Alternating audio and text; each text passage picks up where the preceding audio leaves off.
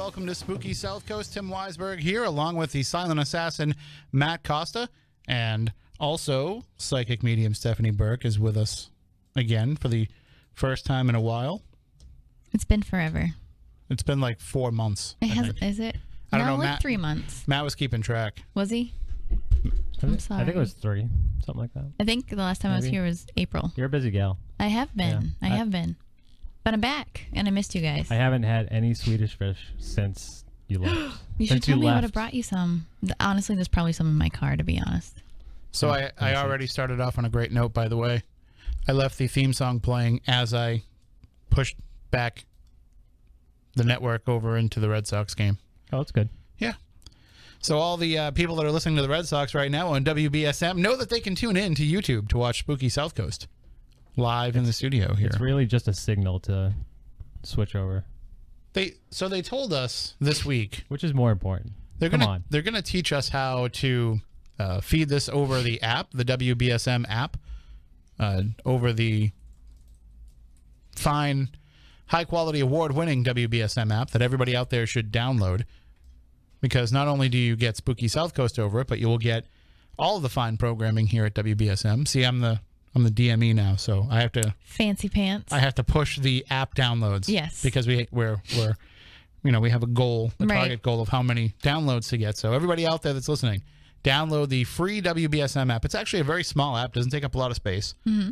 Works out great. If you're local, it gives you all of our great WBSM stories, our opinion blogs, all the news coverage.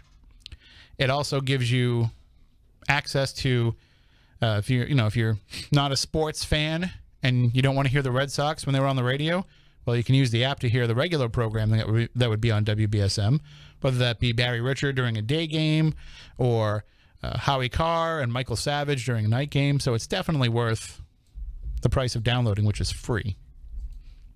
But we'll be able to put Spooky South Coast over the WBSM app as well, which, that's cool. Granted, if you're not into the Red Sox and you want to hear the show, of course, you can always catch us here on YouTube, but it doesn't hurt to have just another way for people to experience the show. So they're going to show me how to do that probably this week. There's like a command we have to like fire off a command over here in the computer, and that will turn off all the stuff from going over the app, and then it'll be just us. So, and it is just us tonight because I thought that we had a guest booked for it tonight. Turns out he thought he was coming on next week, and it turns out it doesn't matter anyway because he had to cancel. That's all right. We'll make the best of it. Right. And there's some guests that come at us and say, I'd love to be on the show. I can't do a Saturday night. Mm-hmm. I can't be live on the air with you on a Saturday night. And sometimes I say, okay, we can pre-record, but right. I think that the way the show is going now with how much interaction we're getting during the live show, right. I don't want to record a 50-minute interview and just have us sit here in the studio and either run video of us just sitting here or not have any video at all, if that's the case. So I think we're going to have to pass on the recording. I mean, unless it's like a really big guest. There's multiple weekends in a year. I'm sure they have one of them free. Like, for example, Marc Summers from Double Dare, the host of Double Dare, is considering coming on the show. And you can tell me the story behind that.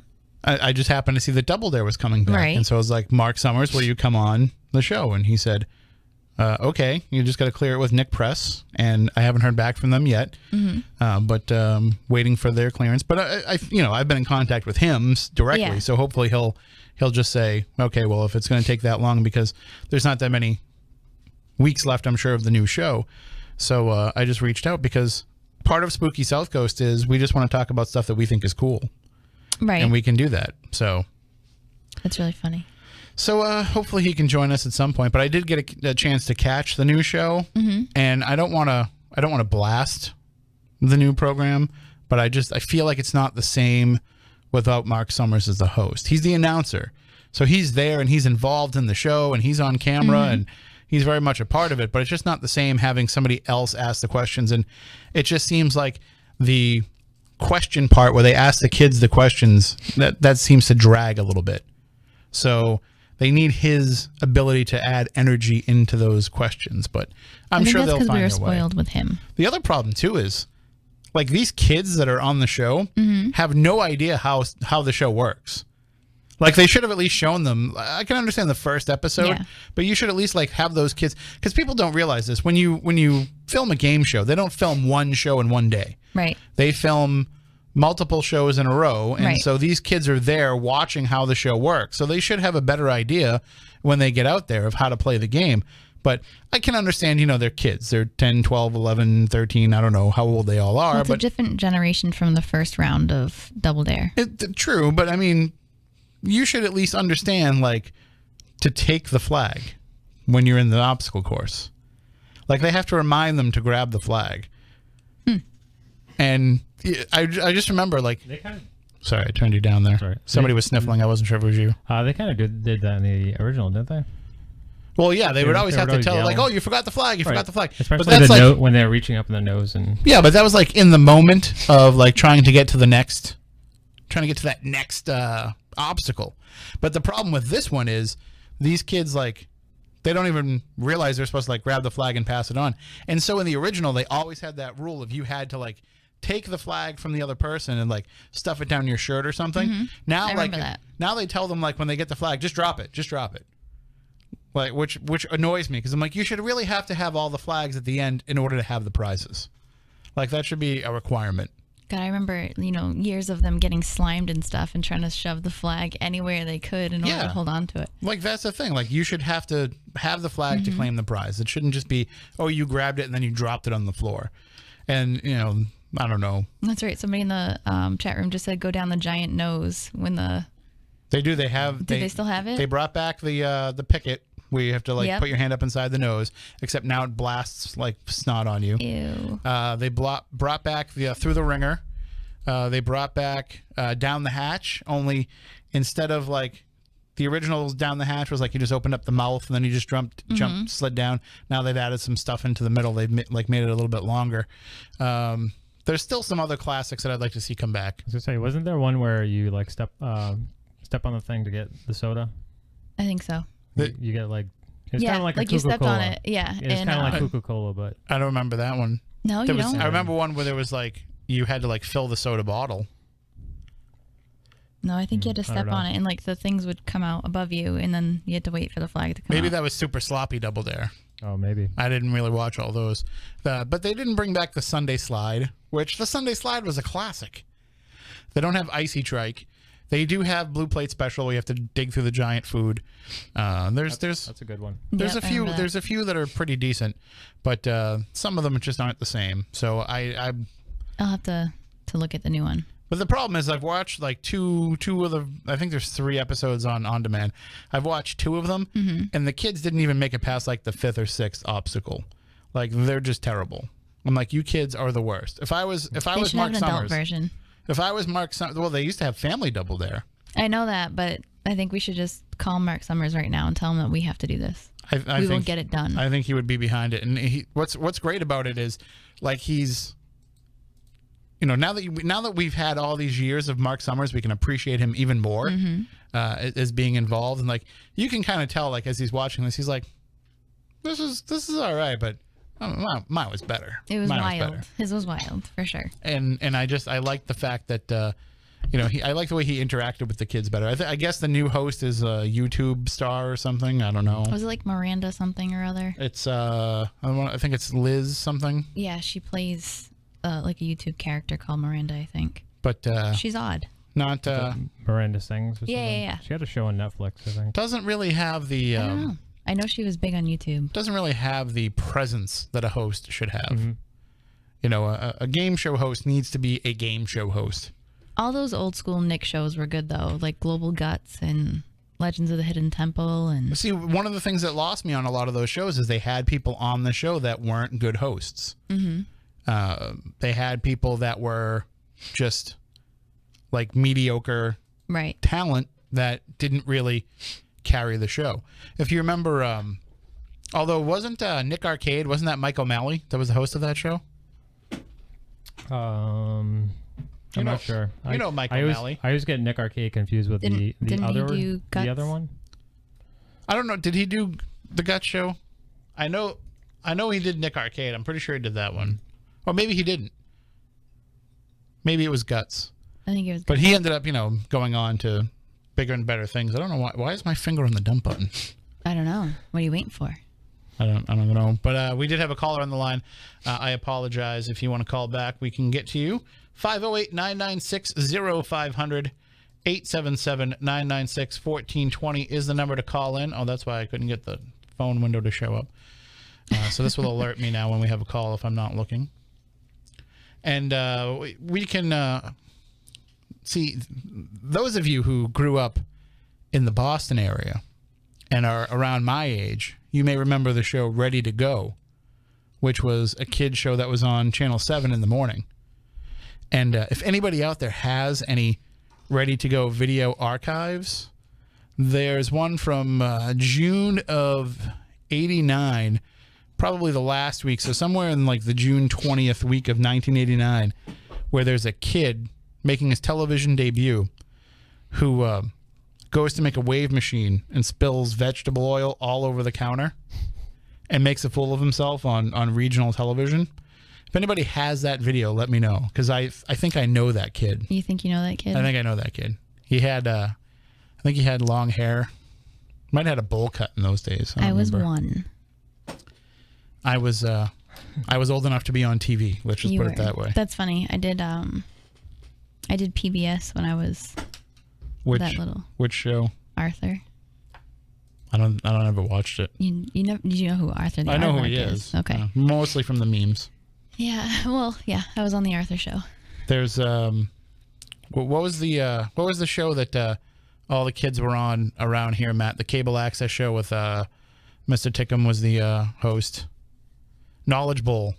Is that it? Or something like something like that. That was. I thought you were talking about his woodworking show. No, Wild Bill's Woodworking. Yep. No. He was great on that show. That was a classic. That was really good. You were doing really well for yourself on local cable access if you could watch Wild Bill's Woodworking followed by an episode of Drawing with Dave. Right. Like if those were like the two best shows on cable access for us. And then TV trivia on what, Monday nights? Well, Thursday nights. Thursdays. It was on Thursdays during my era. I don't know if it was on a different night. But I remember us being on Thursday nights because I remember my co-host, Mike Short, had to watch Friends every Thursday night at 8 o'clock. So even if TV trivia wasn't over, we had a monitor in the studio so we could see ourselves on the screen. I used to host a cable access kids game show. That's awesome. So if TV trivia wasn't over but Friends was starting, Mike would change the monitor in the studio to Friends. And he would just like tune out of the rest of the show. So I would basically have to like close up the show while he is watching Friends with the volume up. And I'm just like, finishing up with our last caller and trying to give away the prize and saying goodbye to everybody. And he's over there laughing at whatever the opening joke is of Friends. Okay, then. Yeah. Sounds fun. It was a wild show. You never knew where it would go. Right. But kind of like someone would always go home with the best prize ever. What, 10 pounds of meat? Two pounds of meat. 2 pounds of meat. Oh. That was the prize every kid wanted to win. 2 pounds of meat from the Marion General Store. And I remember the time that before I was on the show, when I won the 2 pounds of meat, I asked my dad if he would make me a 2-pound taco. He told me no. A 2-pound victory taco. Yeah. I was like, I want you to take all that meat, make a 2-pound taco. He's like, there's no taco shell that will hold 2 pounds of meat. No. That would just be ridiculous. It would. Then I asked him to make a 2-pound burger. He said no. So anyway, there's some video out there somewhere of me hosting TV trivia. So if I can find those videos, I'll put them up on YouTube. But I don't know. I don't have any of the tapes anymore. Christian might have some tapes, but yeah, I feel like he saves everything. There's definitely some around somewhere, and then we could watch high school me hosting a game show. There you go. I wanted to bring it back. Do you remember we talked about this when you worked over at the cable station? Yeah. I talked about bringing it back. We could make it like way more high tech. I think it would go over well. We could go out and get all the same prizes. Right. A free haircut from Mr. Chris. I'm pretty sure I can hook up some, like make our own buzzers, stuff like that. Oh, that's getting really fancy. Yeah. We just had the prize board. So basically the way this show would work was we had like a Trivial Pursuit for kids. And we had the box of questions on the desk. And it was typical cable access. There was a couple of, rubber plants on either side of us. We were sitting at the table, and you would call in, and you would have to answer the first question. And if you answered the first question right, you would move on to the second question. And if you answered the second question correctly, actually, the first question that Mike, my co-host, would always ask is, what'd you have for lunch today? That's right. I remember you saying this on another episode. But then the first question you would have to answer. Then the second trivia question you'd have to get right. And if you got the second question right, then you got to pick from the prize board behind us. So there was like 16 prizes or 12 prizes, and you would pick a number, and we would pick it off, and we would read to you what you won. And kids always got fired up for that 2 pounds of beef. Wow. There was what were some other popular prizes? The free pizza, which was I only know the beef. I think there was like flowers. You could get some flowers. Yep, from a Flower Works would give you a free bouquet of flowers or $10 worth of flowers. There was the Mr. Chris haircut because I won that one time, and that's when I went to Mr. Chris for the first time, right? And last time, and then I think I went one more time, but he used to like to talk crap about everybody. So and he could only do one haircut. It looked like a Christmas tree. Stop it. I always would say to him, make me look like a Wall Street tycoon. You did not. That's a very, very, very obscure reference that I don't even know if Matt gets that. I don't. You don't? No. You never watched the Hey Vern, It's Ernest show? Where every time he would go into his barber, I vaguely remember it, yeah. He'd say, you know what? I'm looking for something different. Make me look like a Wall Street tycoon. And he'd always make him look like something that sounded like Wall Street tycoon. And be like, why'd you want to look like a Main Street baboon? Like, like you'd always be like these weird, stupid haircuts. I like how Tim brings up like a TV show that had like 3 episodes in 1998 or whatever. 98? Or 88. More like 88, yeah. Hey Vern, It's Ernest was a classic show. That was a great show. He played every character on that show. Except for that other guy and his brother Bobby, the guy that never talked. Oh, yeah. They were was great. in the movies. But so the other guy, the fat guy, he had this recurring segment called Lonnie Don's School of Hollywood Sound Effects. I think I remember this. Yeah. I've probably showed you videos of this. And it was the same thing every time. He'd say, he'd be like, this is a sound effect I made in the 1958 movie Aliens versus the Earthlings. And this is the sound of an alien ship shooting its laser beams and then exploding upon impact on the Earth. And it goes something like this. What you do is you take your thumb and you place it on the side of your mouth like so. Then you take the meaty palm of your hand and you put it across your mouth and you blow. Yeah, that was the sound effect that he did every single time. I would laugh and laugh and laugh, even though I knew it was coming. So this show has begun very randomly. Right. We've gone off the rails pretty quickly. But the phone lines are open, 508-996-0500, 877-996-1420. And, of course, you can jump into the chat room. I want to say hi to everybody that's watching in the chat room. Thank you all for joining us. I see all the familiar names. Bart L is there, our new boss, Bart L. Our new boss. Well, because we're going to be on the kingdomofnyradio.com. Oh. He's going to be carrying the show. Well, he hasn't talked to me exactly what the plan is yet, what the idea is, but the spookacy. The spookacy. The spookacy. He did just tell you that you were rude. Who did, Bart? Yeah, look. Why am I rude? A lot of people have said that to you already. Oh, yes, Barther. This is Stephanie. Stephanie Bart L. And you can. There's going to be jokes. Okay. They're going to offer you. Your own cuck shed. It's going to happen. My own what? I'll explain later. Okay. But they're going to offer you your own cuck shed. Say no. Okay. Bart L's looking for a legacy. You don't want to be it. All right. I also heard that she's not getting any Bart coins tonight. No. Neither am I. I don't even know what's going on. Somebody has to explain all this to me. But pseudonym did say that the real me was traded to aliens a couple months ago, but he heard that the aliens were having trouble with me and might return me. That's possible. That's entirely possible. We are going to be looking for UFOs. Stop it. On the cruise when we do the cruise next year. Not me. Well, I was going to say, like how cool, like what's your cool level with a UFO? If you just saw a light in the sky, as long as they don't take me aboard. Well, I don't think that's going to happen. Totally fine. I don't think that they're going to land on the deck of the ship, or I don't think they're going to Can you imagine? No, I don't think it's going to be that. I mean, last year when we did it, we definitely saw some strange lights moving in the sky. Mm-hmm. I mean, this is a rare opportunity if you're, a city dweller. Are we calling them in, or are we just watching? No, we're just for them? watching. Okay. I'm not Andrea Perrin. I'm just making sure. They don't listen to me if I call them. I wasn't sure. I wasn't sure what happened. I need to know. This is very important details. No, my friend. we will just stand on the deck of the ship and just watch as we enter into the Bermuda Triangle, which is when we did it last year.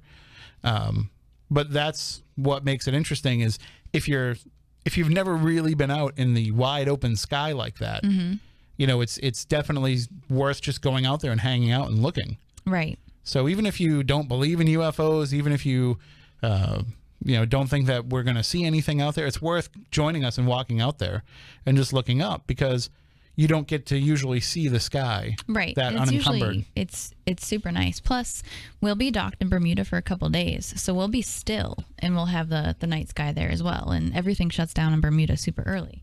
It's not the same though. No, but in the middle of the ocean, absolutely. And we'll have plenty of middle of the ocean. When we're like parked in the dock, it's not quite the same. It's not the same wide open and nothing else going on as when you're. Sounds terrifying. It's not that bad. But we'll be doing a lot on that cruise too. It's certainly we have a lot lined up. We do. It's not going to be. I mean, it's a vacation, but it's not going to be a vacation either. No, it's going to be awesome. You're going to have all kinds of stuff to do, and we're not going to make sure that you ever, for the entire week, there will never be a point where you're like, I'm bored. Nope. I don't know what else to do. Like if you can't come up with something to do, find one of us. We'll find something for you to do, even if it's just hanging out and having a party, which is part of the plan. Right. The karaoke gauntlets have already been laid down. They have. So that's going to be something that will take place. I think I'm super excited to ghost hunt over that shipwreck. Yeah, that's another thing that you can't really do anywhere else. Right. So this is a very unique opportunity, and there's still the availability. I say every week, I'm fair about it. I say every week that you can go to wickedwaterscruise.com and you can use my promo code Tim. Yes. To only have to put $50 down. Correct. But I always say, or if you want to use Stephanie's, you can use the promo code Burke, Burke. Right. So I am fair about it. Even in my presentation at Middleborough Paracon, I had a slide in there that said, use my promo code or Stephanie's. If you like Stephanie better, then use this one. But what they don't realize is that the person whose promo code you use is the person who you're responsible for if they get too drunk and pass out. No way. So keep that in mind. So what I just heard was use my promo code because I don't really get drunk, so you don't have to babysit me. No, you can't not get drunk on the cruise. That's there's going to be at least one night where that happens. Oh my goodness. But so it's certainly worth it. And I was talking with somebody this week who's thinking about joining us, and I was looking over again, and not to turn this into a big commercial, but I was looking over again the amenities that are offered as part of the package. Right. And so you get to pick two. So I didn't realize that you could actually pick, if you wanted to, the ultimate beverage package, which is what allows you to drink pretty much whatever you want. Even soda. I recommend it, even if you don't plan on like getting all liquored up on the cruise. I recommend it because it's huge to be able to just walk up to the bar and say, hey, can I have a soda? Yep. There is a soda package too, but I know, but it's just so much better. If you want to have one drink a night, you don't have to pay for it. Right. So it's $16 for a drink is the average price of a cruise ship drink. So if you take that into account, then if you have 4 or 5 drinks a day, then you're already making out. And then the other thing is better than Disney. I didn't realize that you could actually pick the ultimate beverage package and the ultimate dining package if you want to. So you see, with us before with Norwegian, it was an either or on those. Was it really? So it was kind of like they would throw you the ultimate dining if you didn't drink. I think. So if you're like, I'm not a real drinker, they'd be like, okay, well then you could have the ultimate dining instead. I think what I did last cruise was I did the ultimate drink package. I didn't have a choice because somebody else chose for me, and that's a whole other story. But Wendy and Mike, who are running this cruise, are amazing people. I don't mean to interrupt with you, but we have breaking news. Do we? We have Jonathan Webster in the chat room. Okay. I don't know if it's the real JC Webster or if it's just We go somebody through this a pretending lot, to be right? him. But just be aware Okay. that, he's in there. I hope it's the real J.C. Webster because I You haven't say heard from this him in a while. all the time.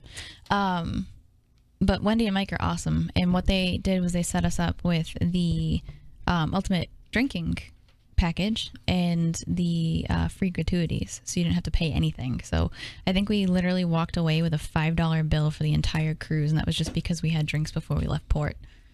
Well, and besides the room charge. Or, No. did you pick the room charge as one of your amenities? No. Because no that's anything. that's the part they don't tell you about. And I've been Right. telling everybody about it ahead of time. They charge you $15 a day Right, room but charge. that's if you pay that, if you pick that as part of your amenities, then and you don't have to even pay if for you it. don't pick it as one of your amenities, It's not a ton. you should still prepay it Yeah. before the cruise because you save a little bit. Yep. So instead of being like $100, it's like $80. Right. So it's worth doing that. But that was the thing that surprised us because we had no idea, and then we went to get off the cruise, Yeah. and like we're broke. Right. So it's like use this card, try this card. Mm-hmm. Let me see if I can get somebody to wire me money so I can get off the ship. Right. But anyway, so in past cruises we've had to pick the ultimate beverage or the ultimate dining. Right. So if you picked both of those, that means you can eat in any restaurant on the ship. Right. Which, don't get me wrong, you're fine for eating if you Yep. don't pick that, because there's the there's so buffet. much, yeah. There's the 2 main dining rooms. Yep. There's a couple of other places. The all-night restaurant. You can eat in all of those, Mm-hmm. but there's just also a couple extra restaurants. And even if you don't pick that and you want to go eat in one of those restaurants, it's not that expensive. Right. Like I walked out of the Mexican restaurant on the Norwegian Dawn. Mm-hmm. I ate pretty well, and I think it cost like $12. Mm-hmm. So it's it's not that terrible even if you don't get that. But what are you going to do with the onboard Wi-Fi credit? You only get so many minutes. That's the only thing I purchased was Wi-Fi, and it was honestly like $130 for the entire week. And but I also So- hear that it's not that great. Oh, mine worked fine. I don't know how it is on the Gem, but on the Dawn it wasn't all that great. Mine worked like a charm. So they were upgrading all of that. Yeah. So, I was on the Norwegian Sun. but if you are on vacation, maybe you don't want to have access. Maybe it's fine to wait 3 days so you get to Bermuda to check in. So there's all these different choices that you can make. It's an awesome experience. I was a little nervous myself because I'm not a big fan of the ocean. I'm still terrified to go on a 7-day cruise.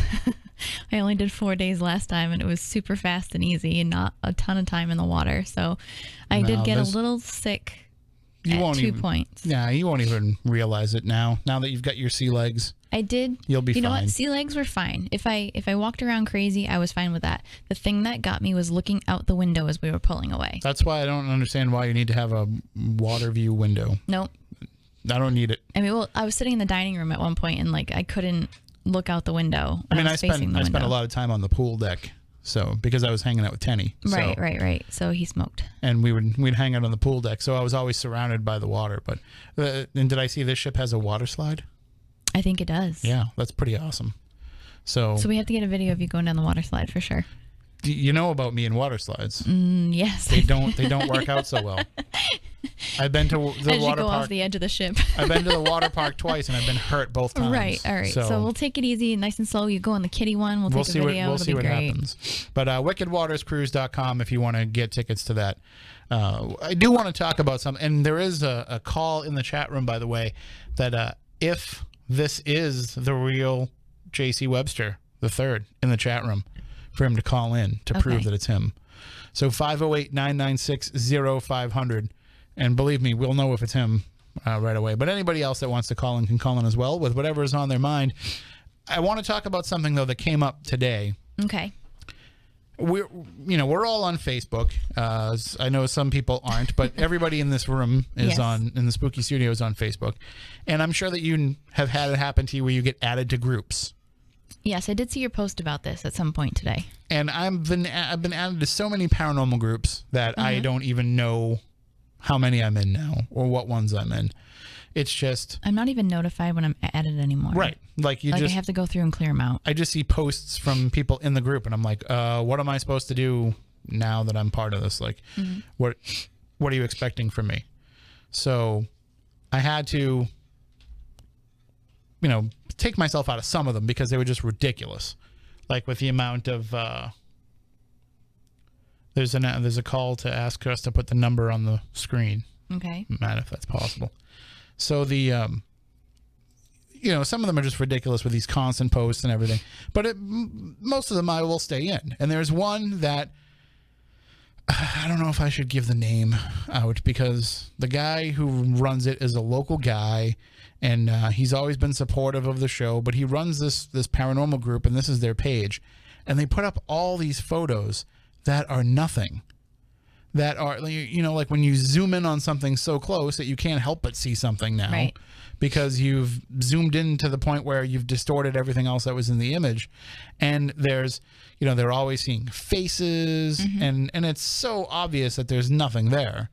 And that they're just misconstruing other things in the photo. So I wanted to because I kind of feel like when people put up a photo, they should be putting it up so that people can offer constructive criticism. I didn't realize that when they posted, it's because they just want you to say, wow, great catch, and nothing else. So at first I was like, I should really explain to them exactly what's going on here. And I said, that's a minefield every time that you do that. So I don't know that I want to do it. But I did see that some other people are doing it. So somebody said, hey, that's pareidolia. And the person was like, no, it's not. It's definitely not, because we had all kinds of other activity happening that night. Well, that may be true, but that doesn't mean that the thing that you think that you caught in the photo is real. Right. And I mean, what can you do in that situation except, and it bothers me. It bothers me to say, let these people alone and just let them keep thinking that it's something paranormal, because it, not only does it not help them any, because they're not really learning how to throw things out and learning what is something that's worth presenting to the rest of the world as evidence of the paranormal, but you're also discrediting other people that have gone out and caught something that is amazing. Right. That when you can kind of pull out all of these other factors to say, well, now what we're left in is only something that's unexplained or unexplainable. So that's kind of doing them a disservice by saying that all of these photos are definitely anomalous, when it's just, probably leaves behind a tree that looks like a face. So I didn't ask to be part of the group. Right. They added me to the group. So then I kind of wonder, does that mean that I should say something and kind of stand my ground a little bit and say, you need to get a little bit more well, I don't know, because sometimes you talk to people and they say, oh, I've been at this for 30 years. Right. That is also probably a lie. Correct, but it happens all the time. I can't. Nobody knows better than them. If you add up the amount of years that people that say that they've been in the paranormal have been in the paranormal, the math doesn't work. I've been in this for 45 years. You're 37 years old. I know, it happens all the time. How does that work? I'm trying to figure that out. Or their teams will say, our team has over 120 years worth of paranormal experience. Well, not really, because some of those years were concurrent. Right. Most of them were concurrent. Or when, people are friends or they're a couple and people say, we have X amount of years combined in the field. Okay, that doesn't make it any better.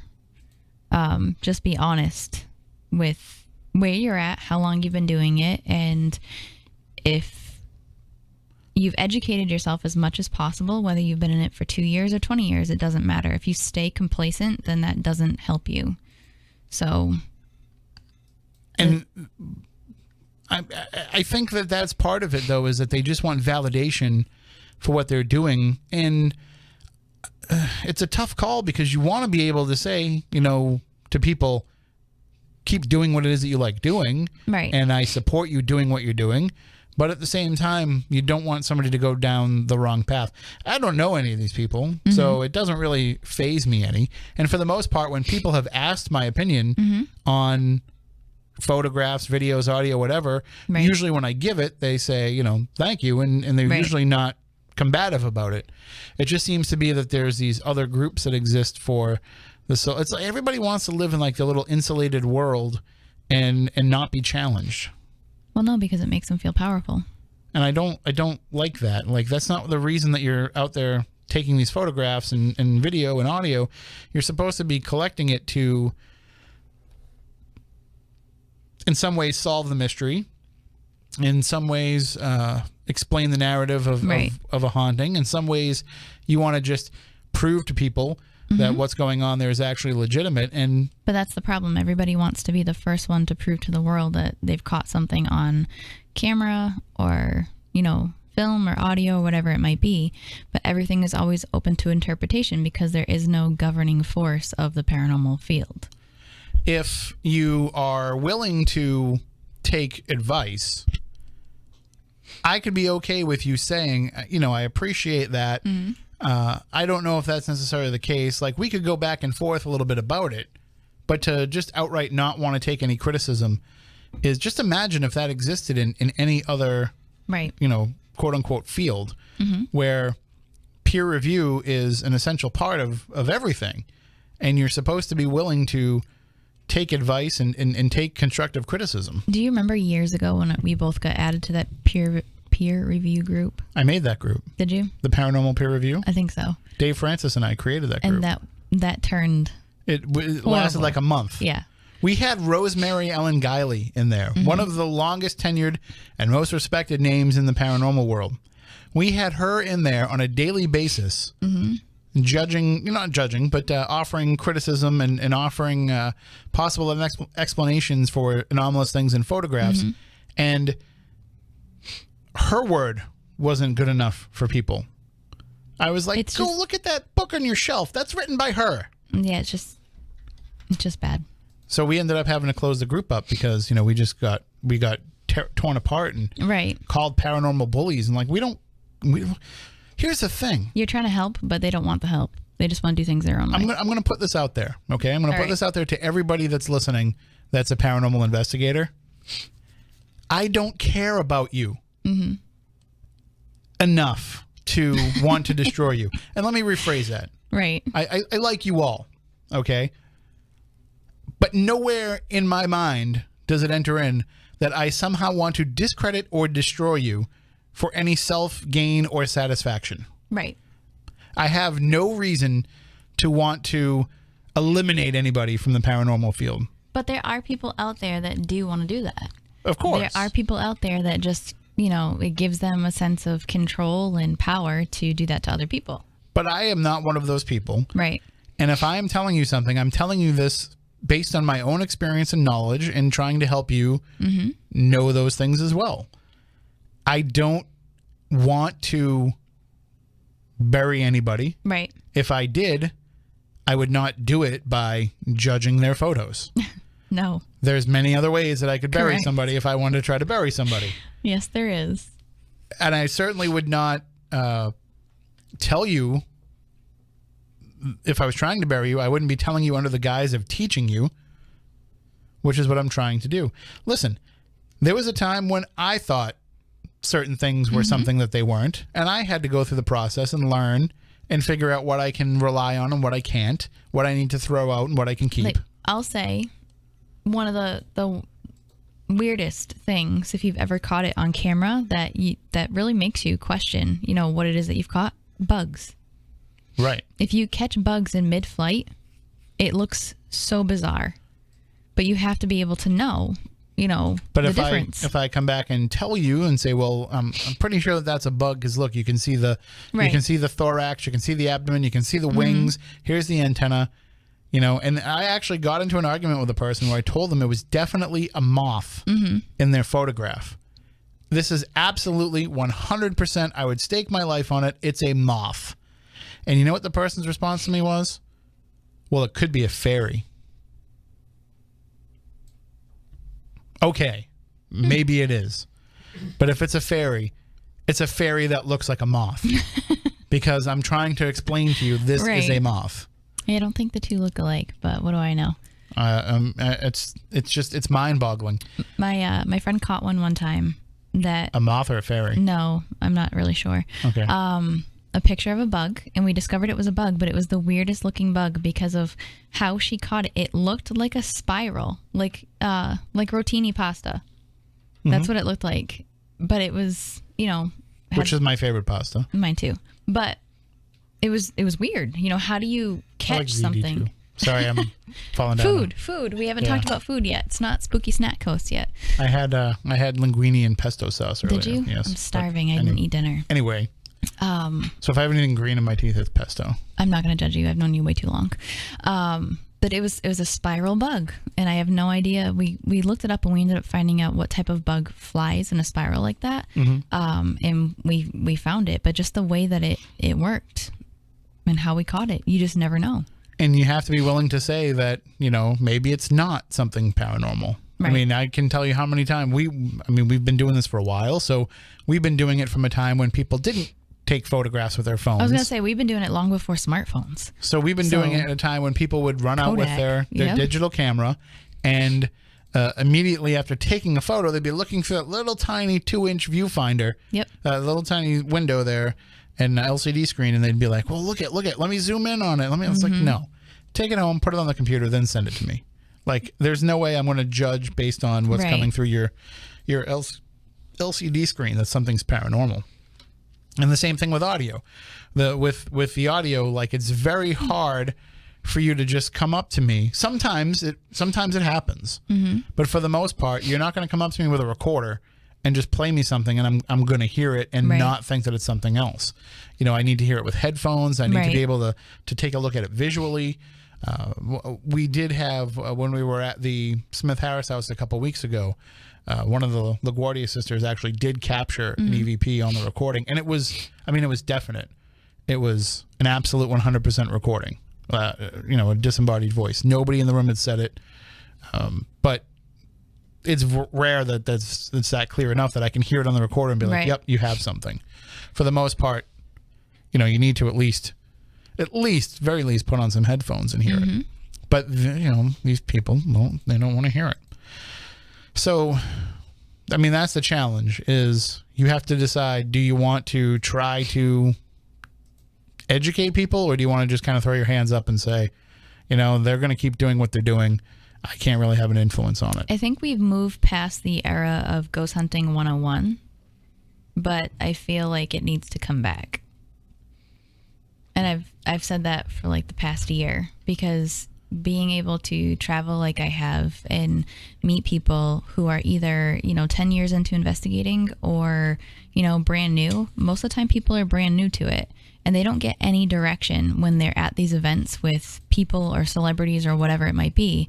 They're just, left to go. I know for our events, and I can speak for ourselves, we try to encourage people to ghost hunt and show them what to do and show them how to use equipment, and not just hand them a K2 and let them go off.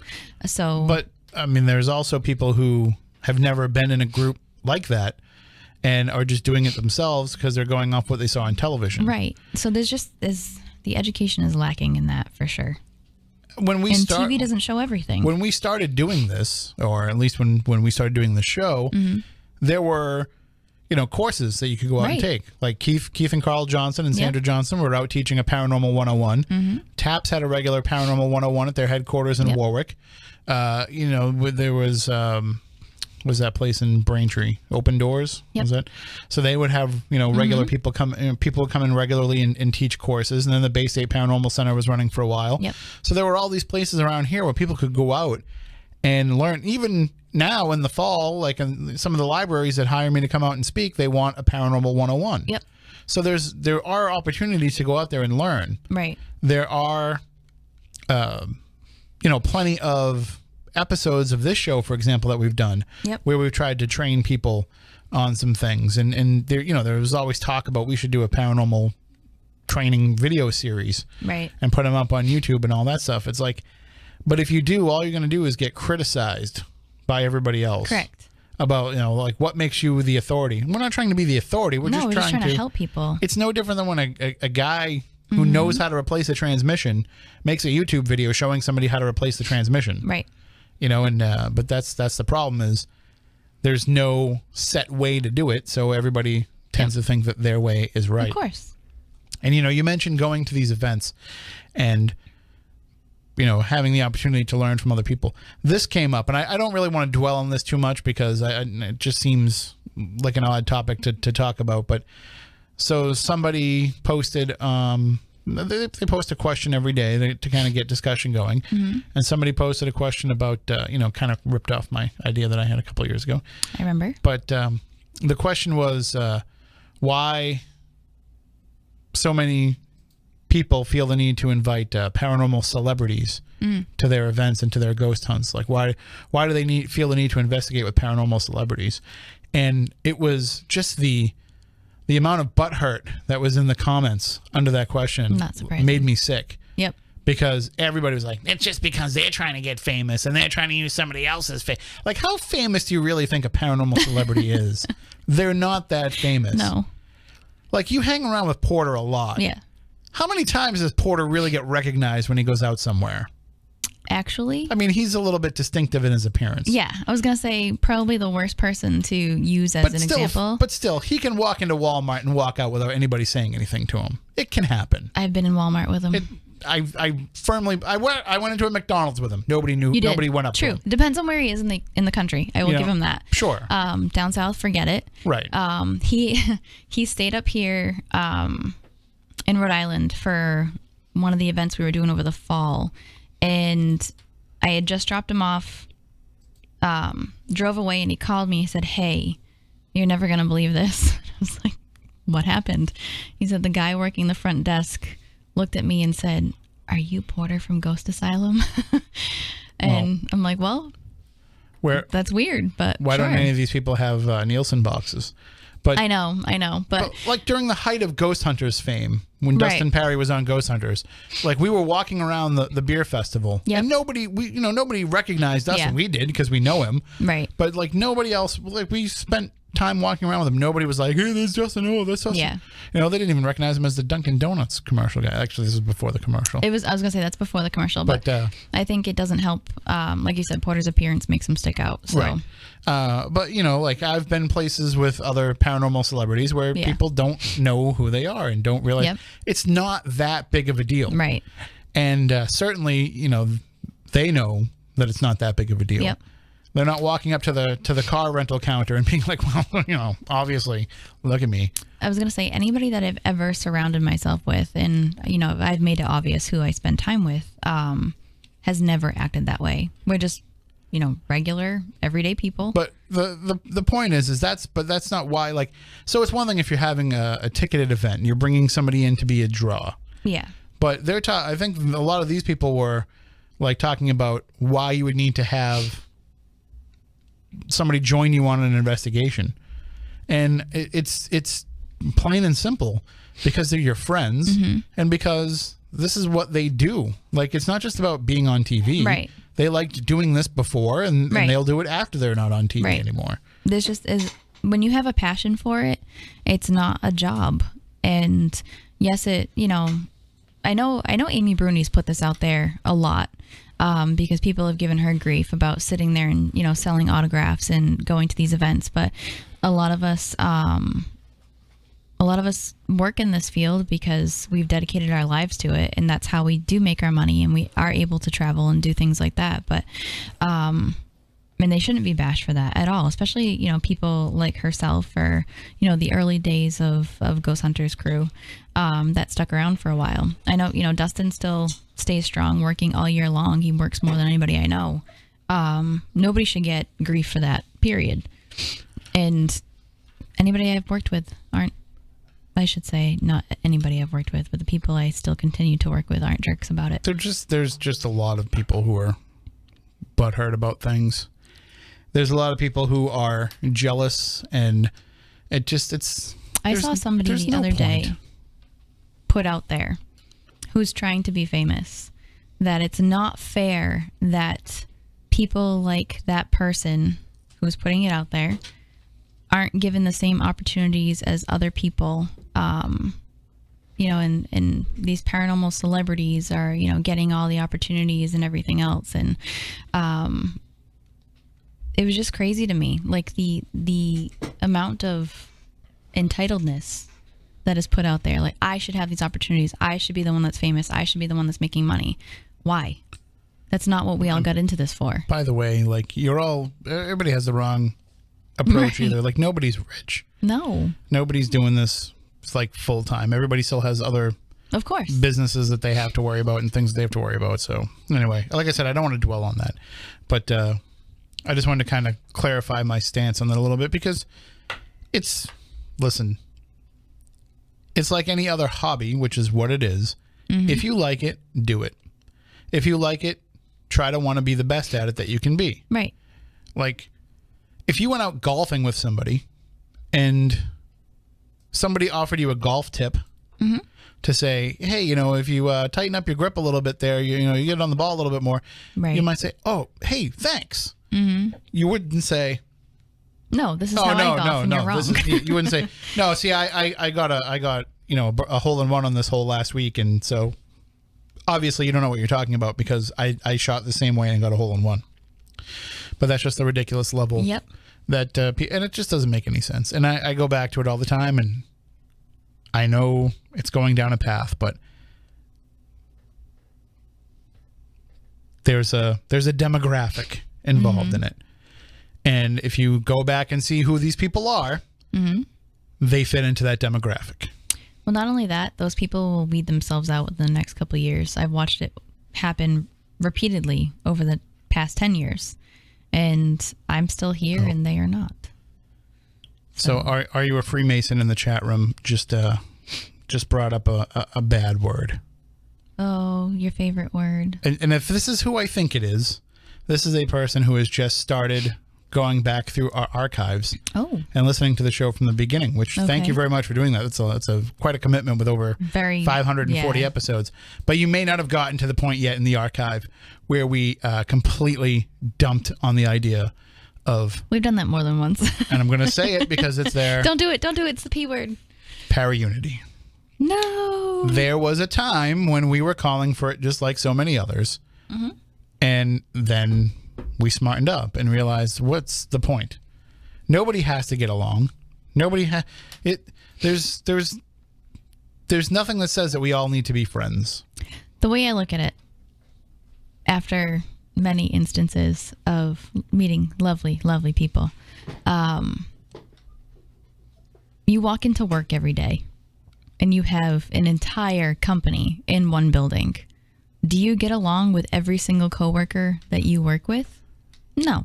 You're going to love some, you're going to be okay with some, and you're going to hate some. But that's how this is. All you have to do is have a level of respect. Correct.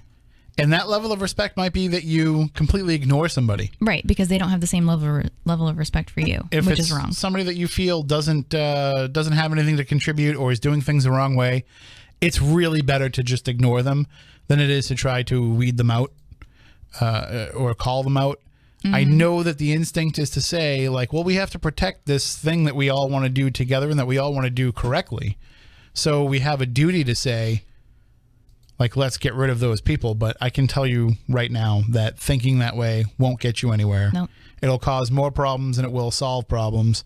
And it's just not worth spending your time or your energy. And it's not worth spending your time or energy trying to get along with everybody, because it won't happen. Because everybody is... I've got to think that there is a certain part of our personalities, all the people that are involved in this and that do this, there's a certain something in us that is damaged. Okay. And I think that, and let me be clear about why I think that. It's not that there's something wrong with us, but I think that there is, because we spent so much time being interested in and pursuing and researching and believing in something that other people didn't, that it has kind of made us very defensive about those beliefs. And it's made us very defensive about those, about putting that much time and energy into these topics. So then, because that exists, it makes it that much more egregious when somebody doesn't want to be your friend that also believes in the same thing. Yeah, no, that's not even my problem. Like, we both drive a Honda Accord. We should get along. It's like the motorcycle wave, Matt. You know this. Right. Like, it doesn't matter what kind of bike you drive. When you see another bike, you give the motorcycle wave. Right, it's required. Right, so it doesn't. Jeep too. Jeep people do that, don't they? That's true. Oh yeah, Jeep people. But it's cool when motorcycle people do it. When Jeep people do it, it's lame. But so here's the question, Matt. As motorcycle people, yeah. Although mine hasn't been running for a couple of years, but still, we do wave to anybody else that's on a bike, but do we wave to somebody that's on a scooter? I actually saw this happen the other day. I was at a stoplight, and a guy was on a bike, a nice, like, you could tell he built this thing himself, because there was many different parts from many different bikes on it, but it was pretty badass. And he's at the stoplight, and across from him on the other side is a guy on a scooter, and the guy on the scooter is trying to do the motorcycle wave, and the guy on the bike is intentionally ignoring him. Really? Oh yeah. Everybody's got to start somewhere, though. I'm talking like a Vespa. Okay. I guess where do you draw the line, though? Then you start waving at every kid on a bicycle. Yeah. But you have to do it. You have to do the wave. And do you do that for everybody in the paranormal? Do they all deserve the wave? I think it's better sometimes just to ignore them. I have met some of the best people in my life ghost hunting. I can confidently say that. I have also met some of the absolute worst scum of the earth people while ghost hunting. There's a lot of scum of the earth people that are the ones that glom on to the people that do it too. Correct. That's a whole other episode for a whole other time. I was going to say, I don't know. We might want to go there right now. Can is open. Well, the phone lines are also open at 508-996-0500. I'd be interested in getting other people's thoughts about this, especially people that don't go out and do this, but follow, some of the people that do or that listen to these shows. What do you think about a lot of what's going on? Because there has to be dialogue to further things along.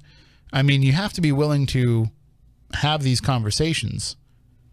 And I think you can have the conversations without discrediting somebody else. Right. So, I mean, I have no problem. There's people that I talk to all the time about paranormal issues and paranormal theories and topics that I would never actually want to go out and do anything with. Because I just don't like their approach. I don't like their style. I don't like them as people. There's a variety of different reasons why, but I'm at least willing to discuss and have the conversation. Mm-hmm. There's been radio shows that I've been a guest on, not recently, but years ago, because I've become a little bit more selective about not saying yes to everybody. But there was people whose shows I've been on where I would have to tell them in the middle of the interview, like, no, I don't agree with that. That's not how I do things. That's not how I would want to do things. And I think that's okay. I think healthy discussion is okay. But I also think that you have to understand, if you're going to have that healthy discussion, that you have to be willing to listen to the other side, to make a political reference, even though the chat room doesn't like it when I make political references. But there's a call right now for civility. And I think that you need to have that civility in the paranormal as well, at least. It would be nice. And then, then you can just talk about everybody else behind their back. Well, that's what happens anyways, which is awful. But you got to talk about something. We're going to talk about something when we're eating our Swedish fish. We have a phone call on the line, 508-996-0500. Let me just make sure I get everything set up here for phone calls before I screw myself and do it wrong. Yeah, don't do that. That'd be bad. I think I get it all ready now. Okay. Good evening. You're on Spooky South Coast. Hi, good evening. I just wanted to weigh in on this conversation. I was the gentleman that called in last Saturday night, and I gave a brief overview of some of the experiences I've had. Right. We had the parapsychologist. I just wanted to weigh in on this conversation, too, if you don't mind. I can't tell you how many times I've had experiences such as a poltergeist event or some other kind of paranormal phenomenon, and then had an experience with a UFO sighting or even a close encounter experience. There's a lot of times the stuff just seems to intermingle. Well, and it's almost you have to kind of go back to the theory that once you are open to one type of experience, it kind of opens you up to other things as well. That as Moniz would say, if Moniz was here, that he was told by his mentor when he started that when you start looking in, well, for every, what does he say? For every step you take toward the paranormal, it takes 2 steps toward you. Mm-hmm. So that's what happens is the minute that you are open to having these experiences, or at least admitting that you're having these experiences, other types of phenomena are going to become more obvious to you. I agree with that. And I'll just relay, if you don't mind, real quick, an experience I had years ago when I was about 19 years old. I had never had any experiences with things like the Ouija board and whatnot. I went to a seance, and that night I experienced more paranormal activity than I've ever experienced my whole life. I mean, it was a UFO sighting. I had a experience with some kind of entity that appeared in my room that night, and it scared me away from ever touching it again. Well, again, it probably just opened you up to, Right. I always kind of use the beta waves reference, but, that's where they say a lot of this stuff occurs. That occurs in the beta waves, and our minds are mostly in the alpha waves, except for at night when we get ready to go to sleep, our brains kind of start moving up into those beta waves. And when you go into a situation like that, you are putting your mind into those beta waves. And when you're there, you don't know what else could be there and what else you could encounter. That makes sense, because I just got done reading for the second time Dr. Barry Taft's book, Aliens Above Ghost Flow. And he made a really interesting point in that book about parapsychology in general.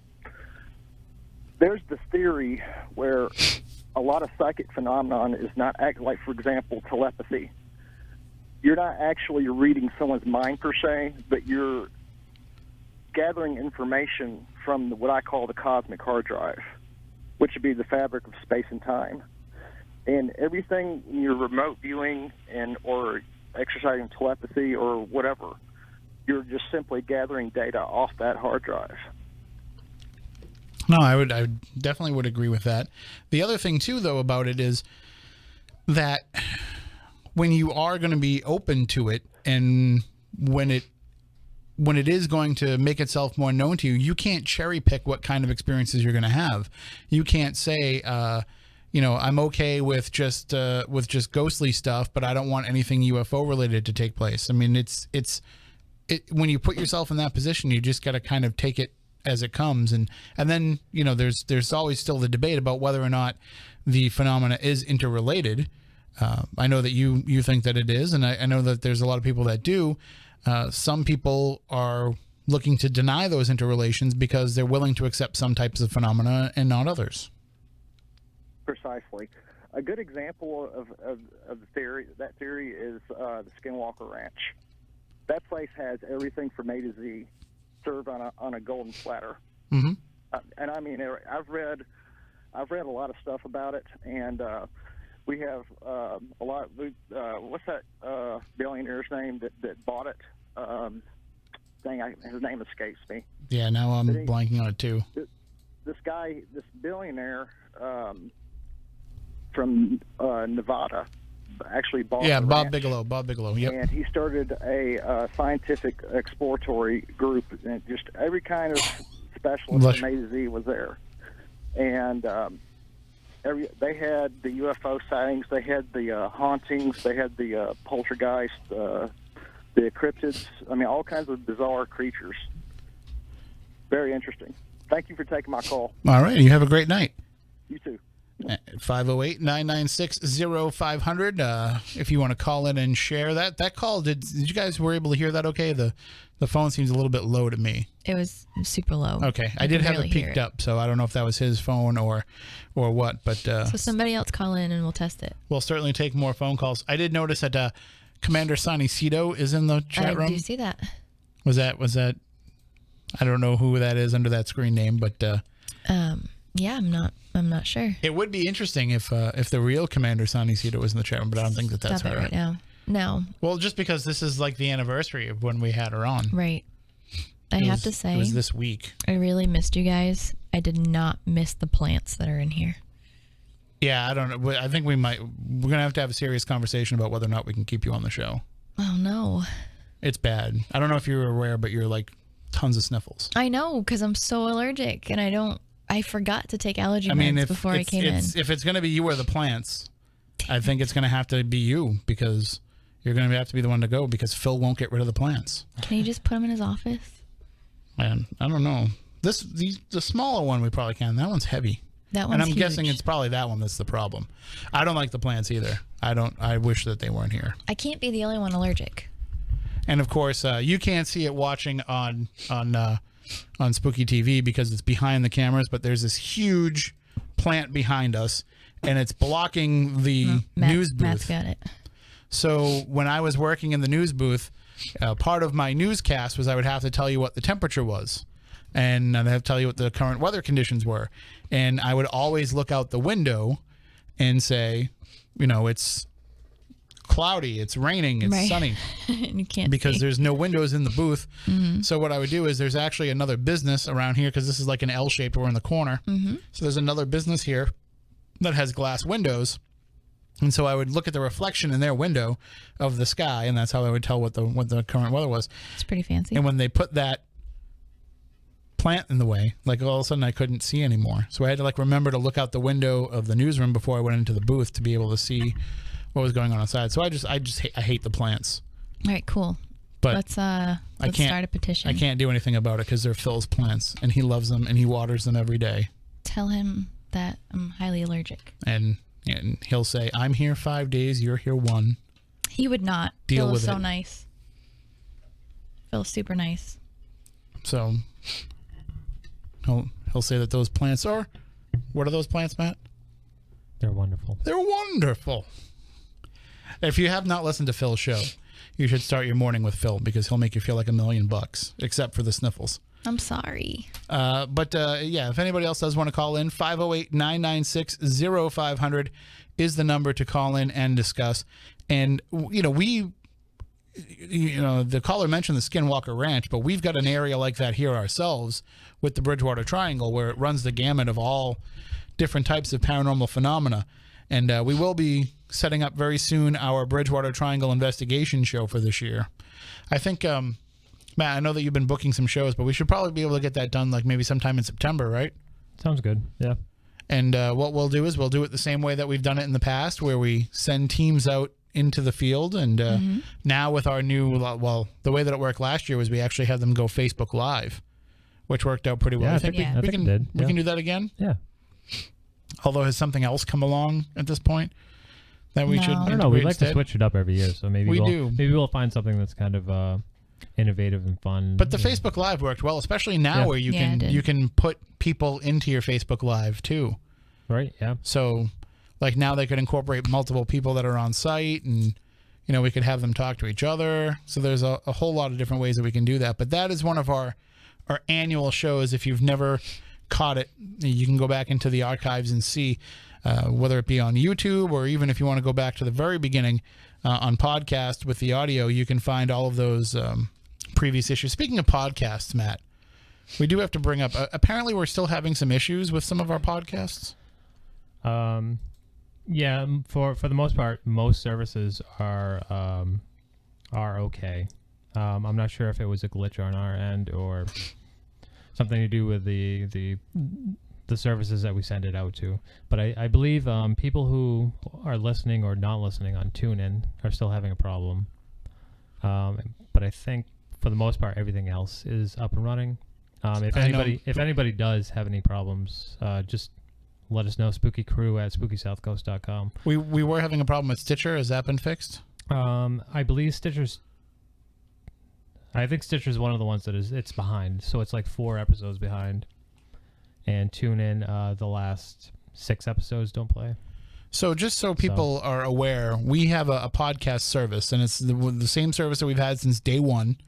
We use Hipcast, which we've been using since the very first show in 2006, and we've for the most part had a very great experience with them. Right? Yeah. And they're very good about their support about getting back to us. Sometimes they don't understand what we're telling them, which I think is kind of the case here, right? They're not really sure why we're having these issues. Right. It like I said, it might be something on the services end and not Hipcast end. So, but I mean, all the episodes are are available on SpookySouthCoast.com and YouTube. And you can still get the RSS feed directly from SpookySouthCoast.com. Oh, yeah, right? Yep. There's an option in the menu. So I absolutely suggest that if you are having trouble with whatever service that you're using, to just get an RSS reader on your browser, and then you can just plug in that RSS feed, and you'll get all the episodes, and it'll update as soon. That will actually update as soon as we put the show up. Right. Some of the other services take a while. Like iTunes could take a day or two to update each episode.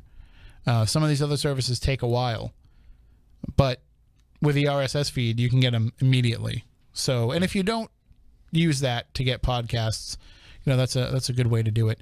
And of course, if you ever miss the show, it's always rebroadcast on the Dark Matter Radio Network. We're on Tuesdays at 7:30 Eastern. Tuesdays, I don't know the time. I'm pretty sure it's 7:30 p.m. Eastern on Tuesdays on the Dark Matter Digital Network. Just look up Dark Matter Digital Network online, and you'll be able to find the show there as it rebroadcasts. And of course, soon to be joining KingdomofNyeRadio.com. The legacy. I need to know about the this. Bart L Network. Now that's going to be kind of the same deal as Dark Matter, where it's just I don't streaming know. all the time. I have not talked to. We need it for information. Barther and I need to have a conversation. Maybe he'll call in and tell us what he has in mind. But that is the plan. Now, if you are a fan of creepy things, if you're a fan of good classic horror, the Kingdom of Nye Radio runs Lights Out immediately following the show. So at midnight, you can go to KingdomofNyeRadio.com and listen to classic episodes of Lights Out. And do you ever listen to any of those? I know you're not really a radio person, but if you ever when you have a long drive or something, or when you've got some time and you need to kind of tune out for a little bit, those are just great. Like to go back and listen to some of those old time radio shows. There's a great episode of Lights Out called The Ghost Hunter. Oh, really? And it's about a haunted, if I remember right, it's about a haunted mansion that's abandoned. And or maybe it's not abandoned, but they end up bringing like an actual ghost hunter to this place. And there's a radio host. Mm-hmm. So the radio host is going to be broadcasting live from there as this ghost hunter is like conducting his business. And it's very interesting. It's a very good episode, and it's very reminiscent of what we do now, except it's from the 1940s. Wow. So, and going back even further, we mentioned last week with Peter Haviland, we talked about Harry Price. Mm-hmm. That's something that Harry Price was doing in the 1920s and 30s.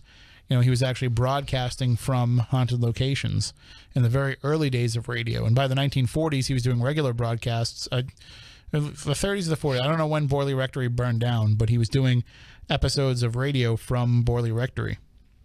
So it's not anything new like what we do with the Bridgewater Triangle episodes, but it's new to us every year because every year we get through it by the seat of our pants. That's true. Do we need an intern for that one this year?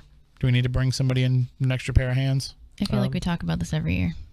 We always accept volunteers. We can see. I'm management now. I can make things happen. There you go. Management now. I am. I'm management now. Tell Abby to get her butt in here. Abby is welcome anytime she wants to come in. The problem is now is she wakes up at 4 a.m. every day. Right. So now it's a little bit different. It's not like she's still up at 10 o'clock on a Saturday, but she is welcome anytime. And there's a lot of different mysteries that we cover in the Bridgewater Triangle. Like I said, it covers everything. It covers all aspects of the paranormal. And you know what else does? What? Parabox Monthly. Does it? Yes. They have silk. You see, you haven't been here, so you don't know about Parabox Monthly. What are we talking about? So there are T-shirts that they're silkscreen T-shirts, soft style T-shirts that have these designs on them, and these designs are actually a puzzle that you have to solve. And it can be codes, ciphers, riddles, numbers, images, or other hidden gems. So what you do is you try to figure out from the puzzle, like where to go next. And they have different themes to them, like ghosts and haunted locations, UFOs and aliens, folklore and legends, cryptozoology, and urban legends. So those are some of the themes. So you order this it's like one of those boxes that you get delivered to you. Subscription box. It is a subscription. Yeah. You can get a month-to-month plan. You can get a 3-month plan or a 6-month plan. No contracts. Cancel anytime. And if you use the code SPOOKYLIVE, you get 10% off. Oh. So it's worth trying.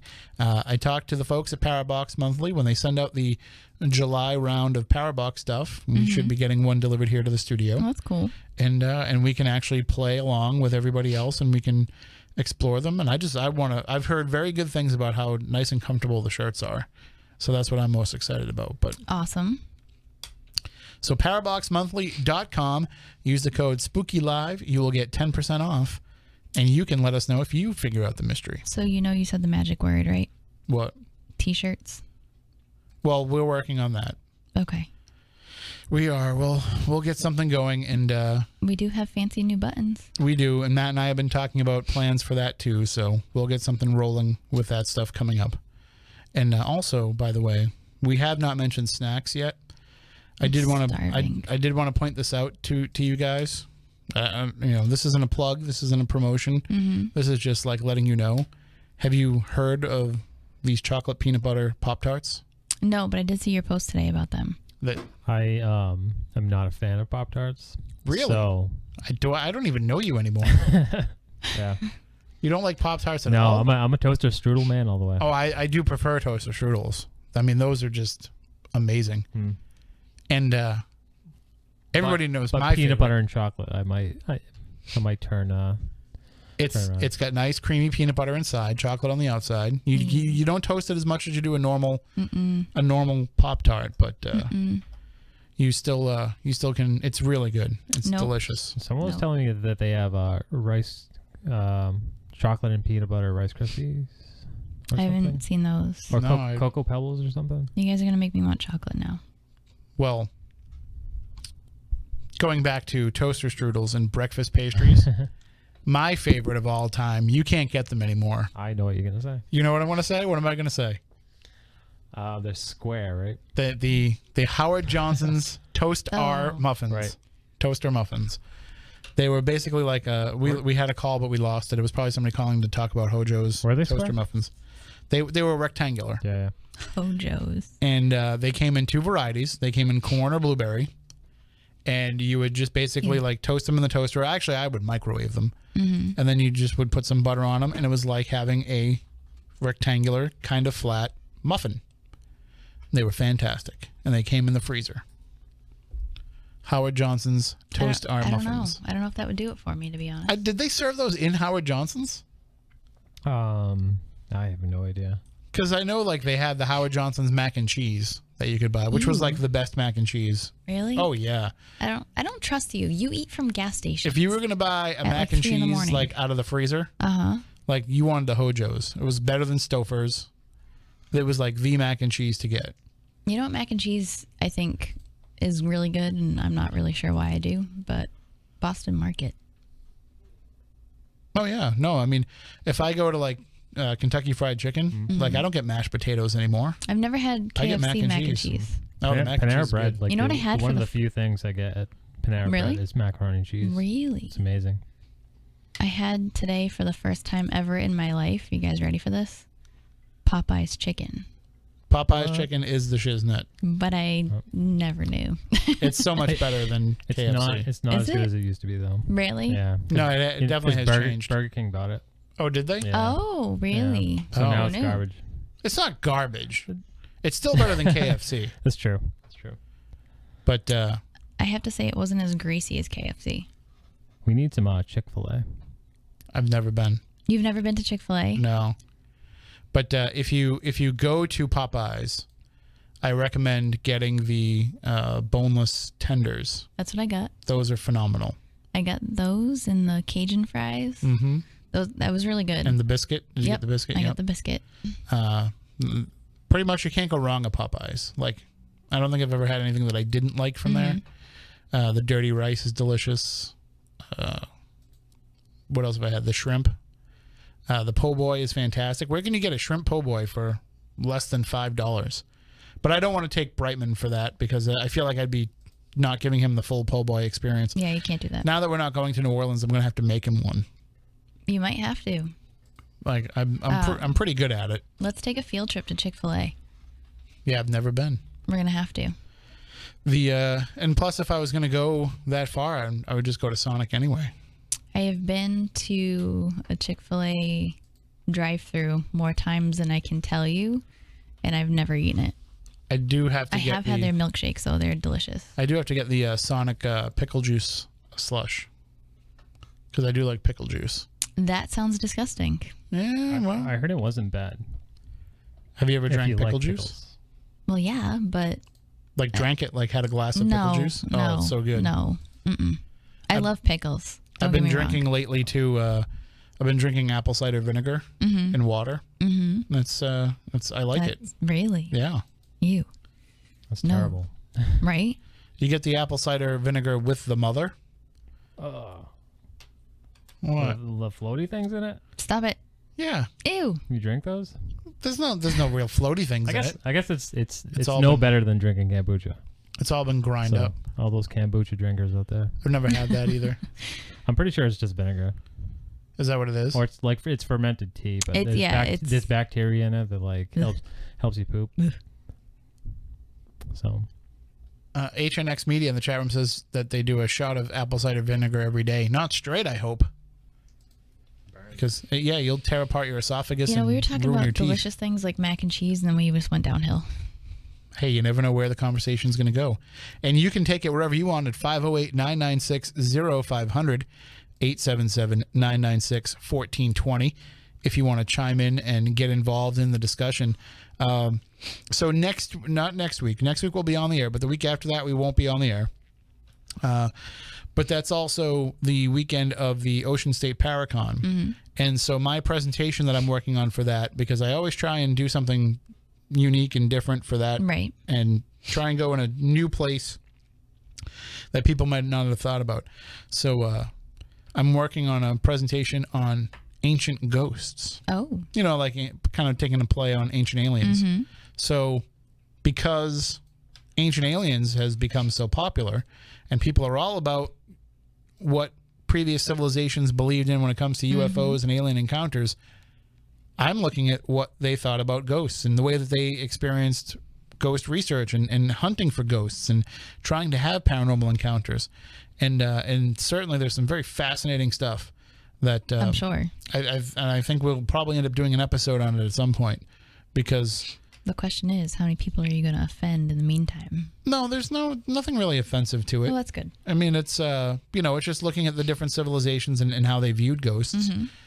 But what I do like about it is that a lot of the same approaches that we use now are just modern. I've talked before about how a lot of what we do now is just modernized version of spiritualism, and still even a lot of it is modern day versions of what they did then. So we could certainly have an episode where we kind of compare and contrast modern methods with these really ancient methods, and we'd see that there is kind of a lot of similarity. One of the things that fascinates me about it is that every culture, and we've talked about this before, but every culture has a word for ghost. Every culture has, if not a belief in ghosts, they have at least a mythology about them. Mm-hmm. So does that go back to mankind's ego and our inability to accept the fact that there is an end, a finality to what we are, and that there's nothing more for us after that? Or is it that perhaps then we were more connected to what that was, and we had a better understanding then of what goes beyond this, and that we've kind of diluted that? I do think that the Age of Reason kind of eliminated a lot of spirituality, and even those who are still spiritual now don't feel it the same way that they would have prior to the Age of the Age of Reason and the Age of Enlightenment. But I think that those periods kind of changed even the way that modern people have faith.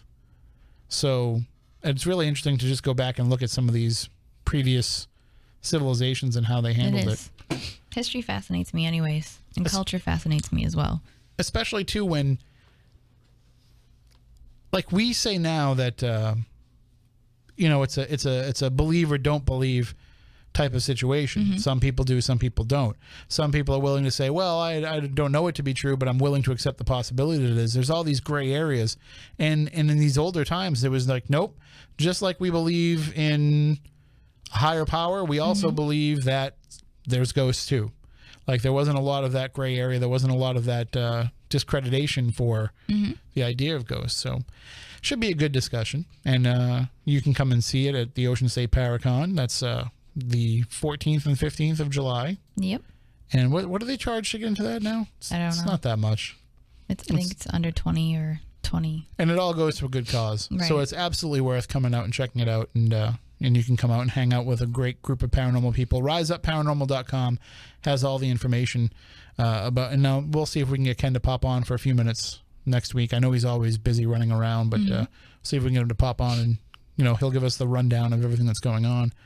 But certainly, if you are a fan of Ancient Aliens, you will like talking about ancient ghosts with me, I think. Although my hair isn't nearly as crazy as Giorgio's, but we could make that happen.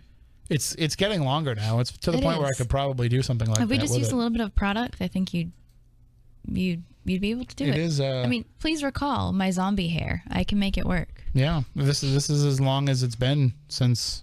I know. Since I was in high school. Is this intentional or just you forgot to get a haircut and you kept going? This was, I hadn't gotten a haircut for a while, and I said, I'm almost to the point where I'm going to buzz my head anyway, so it's just save the $15 and not, but I haven't buzzed it yet because I just haven't been ready to do that yet. No, I think it's just more of a time thing. Like it's kind of a process. You have to like spend the time to buzz it, and then you got to clean it up. So if I do it in the bathroom, then I have to like kind of create like this area to collect all the hair because I have a small bathroom and I don't want to get hair everywhere. And then if I do it in the kitchen, you got to sweep up afterwards. I used to just do it out in the front yard, like right before I was about to mow the lawn. Yep. And I would just like buzz my head, and then I would mow the lawn, and the hair would just go everywhere and scatter around. So it worked out. But I just haven't done it yet. Animals away too. So I think what I'll do is maybe I'll let it keep growing, see what happens. Interesting. I mean, I'm not talking like Moniz level. No. But I will shave your head myself. But we'll see what happens. It's kind of fun to see how long it's gotten so far. Like when it's actually like covering over. Like if I comb it down, it covers over my eyes, it covers over my ears, and I have not had my hair like this in forever. Since I think my sophomore year of high school is when I cut my long hair. Maybe even my freshman year. I don't remember. But I cut my long hair when it was down to my shoulders. And I said, enough's enough. It was never that long in the front, though. This is probably the longest it's ever been in the front. But, yeah. I'm, like, combing it down for the cameras now. But meanwhile, it makes me look weird. I'm not used to it. I will tell you that. It doesn't look bad. It's just not something I'm used to looking up and seeing. It's definitely it's not as easy to manage as having the short hair when it gets in my face. And the other day I was like, why is all this hair on my computer? Where did all this hair come from? And I'm like, oh, it probably came from me. Plus the other thing too is I'm pretty convinced now that when I do get rid of it all, that it's like totally gray underneath. Really? Yeah. Think so? Yeah, it's pretty gray. Like if you look at the sides of it there. It's not bad, though. It's pretty gray, so it's going to be really gray underneath. Nah. You might be okay. But hey. Could be worse. Right. I could have Moni's hair. That's very true. I can pick on him because he's not here. He's not here. Marc in the chat room. Tim, please let her do your hair. I know. I'm telling you. No, that's just weird. Why? My aunt used to do my hair when I was little. She'd be like, I want to do your hair, like when it was long. Yeah. And she'd be like, so she would like braid the back of it. I'm not going to braid your hair. I could braid your hair, but she would braid the back of it, and then she would feather the front of it, and I looked like an Indian. Like, but I had super blonde hair back then, so it looked really weird. Okay. But anyway, again, 508-996-0500. We are certainly running out of gas here Right. when we're talking about my hair. We're running out of topics to talk about. But there was one other thing that I wanted to bring up. What was it? Oh, So there was a discussion that I had this week, and Stephanie is probably excused from this discussion because she does not partake. Okay. But I was involved in this discussion this week about what are some of the halfway decent horror movies that have come out in recent years. Oh, I'm not going to know that. And what are some ones that were actually, not that bad. And I've actually seen a few movies lately that I thought weren't terrible. I don't know how much of them were pure horror either, but Matt, did you see the movie The Cure for Wellness? No, I haven't seen any new horror movies in a long time. So I guess it's not a horror movie per se; it's more of a thriller. But I watched it and it had some mediocre reviews, but I enjoyed it.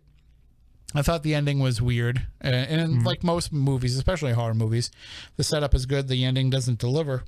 But I enjoyed it. But then I also watched, and it's a very controversial movie. Like some people loved it, some people really hated it. But Mother. I saw a lot of people had a lot to say about that. No, I didn't see that. So it's not a horror movie per se. Like I think that's what a lot of people have said. You could watch it, Stephanie, and you wouldn't feel bad. It'd be like like some people have called Get Out a horror movie, but it's not a horror movie. Mm-hmm. I don't know if you saw that movie, nope. But you could watch that. It's not a horror movie. I prefer comedies or romantic comedies because there's nothing scary. Well, it's I like psychological thrillers. Yeah, that's what these movies are.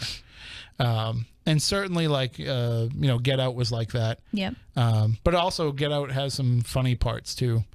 But Mother was very much like that. Now, I don't want to ruin it for anybody that hasn't seen it, but it's with that one, it didn't have that disappointing ending like most movies have for me, but it definitely had an ending where I was like, oh, this is trying to be like bigger than I thought it was going to be. But it wasn't terrible either. So there's still some hope. I was going through the streaming services the other night though, and I was trying to see what I could watch because I was looking for a horror movie. I ended up watching The Crow, which I hadn't seen in years. Oh, really? Did it hold up? It's still very 90s, but it still does. Here's one thing I didn't realize about The Crow when I was so into it when I was a teenager. Like I thought it was one of the best movies ever when I was a teenager, but I didn't realize that everything happens really fast in that movie. Does it? It's like they took a movie that should have been like 2 hours and 20 minutes and crammed it into 90 minutes. So like, is it that, or are we just used to like these 3-hour epics? No, but I just think like all of a sudden like he becomes the Crow very fast, and like he realizes that he's getting revenge on everybody like very fast. Like I don't know, it seemed to be like a very compressed film.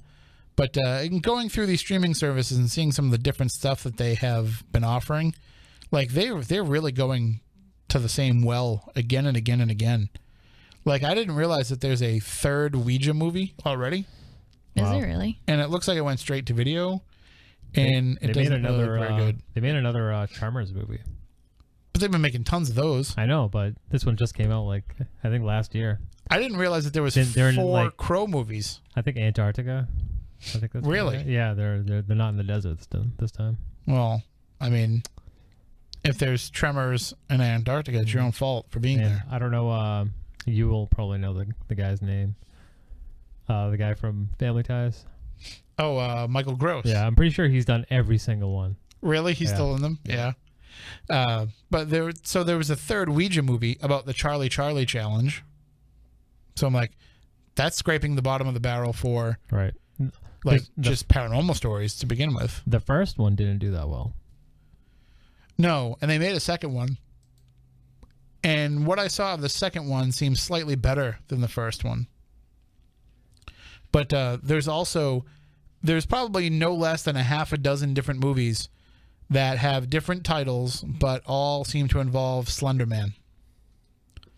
Oh, really? Like they've had some version of Slender Man as the... Yeah, isn't there a Slender Man movie coming out soon? There's supposed to be. Or is it a show? No, I think there's a movie. But there's been multiple movies already.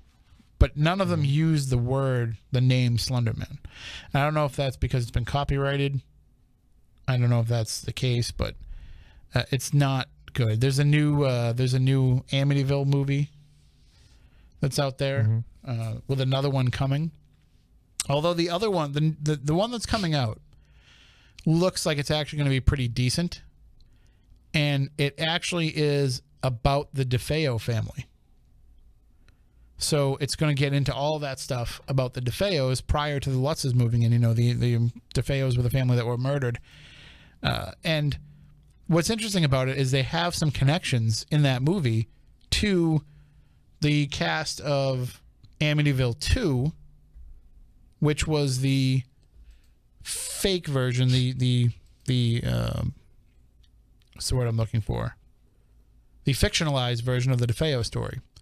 So when the first Amityville Horror was such a big success, they made the sequel, but the sequel was about the DeFeos. They just gave them a different name. And so in that movie, Burt Young from Rocky, you know, Paulie? Yeah. He was the father. And I'm blanking on her name now. It's Diane. Why am I blanking on her name? She was in Better Off Dead, and she's been in some others. Diane Franklin. She was the daughter in that movie. So now in this new Amityville movie, that's the true story, supposedly the true story of the DeFeo family, Burt Young is in it, but he plays, I think, a priest, and Diane Franklin actually plays the mom, Louise DeFeo. Mm-hmm. So there's some direct connections there to the original Amityville, which I thought was kind of cool. So you think there's hope that it's actually like a more accurate telling of the tale? From what I can understand, it looks like it's a bigger movie than just these, you know, straight-to-video sequels. Right. So that makes me hopeful, too. But I don't know how much of the real story they're able to tell or how much of it they will tell. But it should be better, I would think. As long as they don't try to name sell. A lot of those like straight to video like retelling of the stories and sequels and stuff like that, they'll just slap a name on it just because they know Amityville is a big name that people recognize. So it's like they just take a leftover script from something else, change a couple of names, switch a couple scenes around, and then put it out on video. Which, I mean, I accuse that of being the case with The Conjuring, especially the first Conjuring, where it seemed like it was more, let's take an existing horror movie that's already out there, and we also bought the rights to this story, and let's see how we can kind of merge the two. And we've seen that happen with quite a few different, you know, especially based on a true story movies, where, I mean, the original the Haunting in Connecticut movie, they said that that's what happened, is they basically took an existing script, they bought the rights to the story, and they said, well, you know, it doesn't really matter. Like, let's just slap this onto that. And the thing is, like, they don't care because, I mean, most people don't think the stuff is real anyway. I was gonna say, who regulates that based on a true story? There is no regulation to it at all. So you can just put whatever? Yes. There's no regulation. There's no requirement. There's no percentage of truth that it has to be. You can just use it on any movie, which is why most horror movies use it, because there's no way to prove it. Right. I guess that makes sense. I mean, it's going to put more people in the seats. It's like when you when you look at Law and Order episodes, they always say ripped from the headlines. Mm-hmm. Well, it might be ripped from the headlines, but it's not the actual story. Some of them are pretty close. Right, but they still have the ability to take poetic license because they're not saying like this is an exact recreation of that. And even if you watch some of these shows that are out there that are coming out now, like the show about OJ, I know they did one on the Menendez brothers. If you watch those shows, they even say, you know, that it's not completely 100% accurate. Right. Like, I don't know if you saw the OJ series. No, I didn't. But it was very well done. But in that the gloves actually fit. Oh, really? No.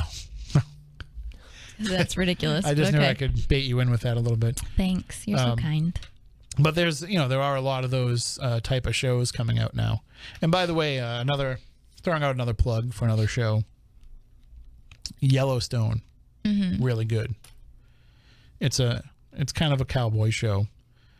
But it's really good. I watched the first 2 episodes today. I don't know how I feel about cowboys. It's Kevin Costner as the owner of this ranch, the largest contiguous ranch, the largest ranch in America, and everybody kind of wants his land, and there's a town that wants a piece of it, and a developer that wants a piece of it, and he's at war with the reservation, the Native American reservation that's near it, and very, very good show, very interesting show. So that's it. That's all I have. They should make The Postman like a TV series. I like The Postman. I don't know why people didn't like it. I like a lot of Kevin Costner's movies. Me too. I liked Waterworld. Yeah. I never saw Robin Hood though. His Robin Hood was pretty good. Yeah. I mean, I know everybody fun. loves the soundtrack to that movie. I've never heard. Of course, because you had the Bryan Adams song. That's the only song I remember off the soundtrack, though. I don't know what that. You don't know Everything I Do It For You? Oh, that was from. Yeah, that was from Robin Hood. Yeah. Oh. And it's fun. Then that led to the creation of the. They decided to make that Three Musketeers movie. Do you remember that one with was that Kevin Costner? No, but it was like Charlie Sheen and I think Kiefer Sutherland, Oliver Platt, and who was the other Musketeer? Was it DiCaprio? Nope. But then they had a song come out for that one, and it was Bryan Adams, Rod Stewart, and Sting. Oh yeah, all singing it, and so they formed a group, Adam, Stewart, and Sting, or for short, they called it ASS. It's a nice name. Somebody's already jumping into it. Somebody was telling me that Evil Genius is really good on Netflix. Oh, and I haven't seen that yet either. There's a lot of stuff on Netflix that I don't watch. It's a weird, like, based on a true story thing. There's like somebody gets a bomb strapped to their a pizza delivery guy gets a bomb strapped to their neck. It was a true story in the 80s. Weird. Never heard that. Damn 80s, all that stuff happened. Yeah. Then again, there's a lot of stuff that happened in the 80s that sometimes truth is stranger than fiction. My favorite 80s story is that when people would pirate the cable channels. Oh yeah. Like the guy that was Max Headroom. Mm-hmm. Those are good things. I'd like to do that. I wish we could still do that today. I wish we could pirate pirate a TV station, take it over. You really can't do that anymore though, because they're not over the air. No. But yeah, you could hack them now. Those hackers. Well, those Russian hackers do it. Anonymous. You know that the way they used to do it back then though was because somebody had to man the network. Like somebody had to man HBO. Oh really? Yeah. Like you had to watch HBO overnight, to make sure that the signal was going out correctly. Mm-hmm. So there was always a guy there. Yeah, and so you could get away with kind of catching them sleeping on the job type of stuff. Now it's all direct. It's what was that series that I found on YouTube that I was telling you about? But there was one that explained the whole thing about how cable used to be delivered to your home and how it's delivered now. That kind of stuff fascinates me. Yes, Captain Midnight, exactly. So I don't know how much more we have here tonight. And because we're YouTube only, we can end it now. I feel like it's because we didn't take that break for the news. We didn't. Now we're just running on empty. I feel like I haven't been here in months, and I come back to the strangest version of Spooky South Coast that I've ever experienced. Nobody's calling in either. I wish that we had some of these callers that we've been having over the last couple of months. Apparently, I scared them away. Well, I think some of them got scared because they thought I got political a couple of weeks ago. Oh, but dear. I didn't. You can't set up for a joke. Right. About anything political anymore because people take it so seriously. I feel like you two have been left to your own devices for so long that this is what Spooky South Coast has turned into. No, we've had some pretty great episodes. Okay. You should have listened to them while you weren't here so that you could stay up to date. I couldn't because I was working. There's all the time. Whole periods of time where you're not working. Yeah. No. Every time I've been gone, it's because I've had to do a ghost hunt on a Saturday night. There's at least 7 or 8 hours a night where you're just sleeping. It's ridiculous. Right. I know. It's awful. Whose joke was that? I can't remember whose joke that was. It's a good joke, though. Yeah, like there's like 7 or 8 hours a night where I'm just sleeping. It's ridiculous. Anyway, all right. Well, that does it for this week's show because we are running out. We're running out of juice. And so stay tuned. If you are watching on YouTube, switch over to kingdomofnightradio.com to check out Lights Out. But for all the rest of you, if you want to get in touch with us at any time during the course of the week, you can do so by emailing us spookycrew@spookysouthcoast.com. You can also follow us at SpookySC on Twitter. You can like us on Instagram at spooky_southcoast. Of course, subscribe to our YouTube channel. That helps out, and that lets you know every time that we go live as well. And you can watch all of our past episodes there. Plus, Matt puts up spooky clips and all kinds of other little weird videos. You never know what's going to pop up on our YouTube channel, so it's worth subscribing to. Of course, anywhere that you get podcasts, you can always find the show as well. Even if they are a couple weeks behind, we're working on fixing that. And I'm just trying to think of what else. Well, of course, you can tune in to us on the Dark Matter Digital Network as well every Tuesday at 7:30 Eastern. And that does it for this week's show. Until next time, for Stephanie, I'm Tim. We want you all to stay spooked.